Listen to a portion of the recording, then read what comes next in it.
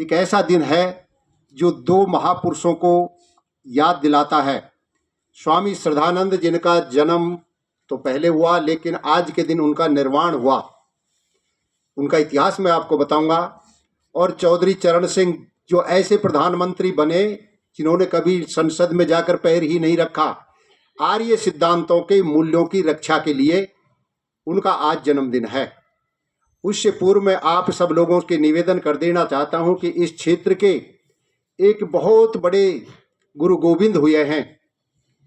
सब जानते हो गुरु गोविंद का नाम, जिन्होंने आदिवासी क्षेत्र में अशिक्षित होते हुए उस समय की अशिक्षित जनता को भारत माता की आजादी के लिए संगठित किया और एक बिगुल बजाया।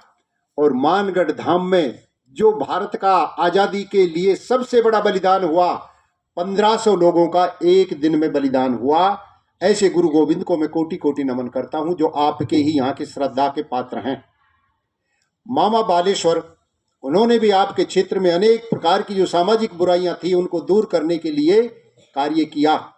स्वामी स्वतंत्रतानंद ने गांव गांव जाकर, पैदल साधन नहीं थे जैसा हम सुन रहे इतिहास में, पैदल जाकर शिक्षा का प्रचार प्रसार किया और भारत माता को बचाने के लिए, आप लोगों के लिए अच्छे संस्कार देने के लिए, आप लोगों को बुराइयों से दूर रखने के लिए, चाहे वो नशे की बुराई हो और चाहे छुआछूत की बुराई हो, ऊंच नीच की बुराई हो, अविद्या की बुराई हो, उन बुराइयों से बचाने के लिए इन महापुरुषों ने जो कार्य किया, मैं इनको कोटि कोटि नमन करता हूं।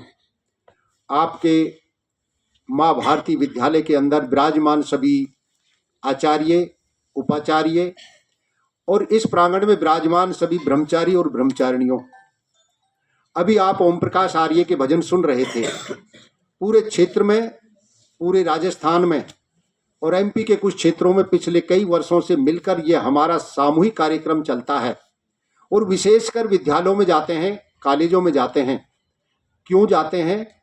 उसका कारण है कि हमारी जो युवा शक्ति है वो हमारे परिवार की, हमारे समाज की, हमारे किसी संस्था की, हमारे राष्ट्र की एक ऐसी रीढ़ की हड्डी है जिसके ऊपर सारा समाज, सारा राष्ट्र गर्व करता है, गौरव करता है।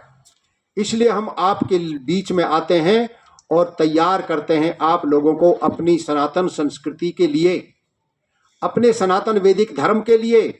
महर्षि दयानंद ने जो हमको उपदेश दिया वेदों का, उन वेदों के संदेश को सुनाने के लिए हम आपके बीच में विशेष कर जाते हैं।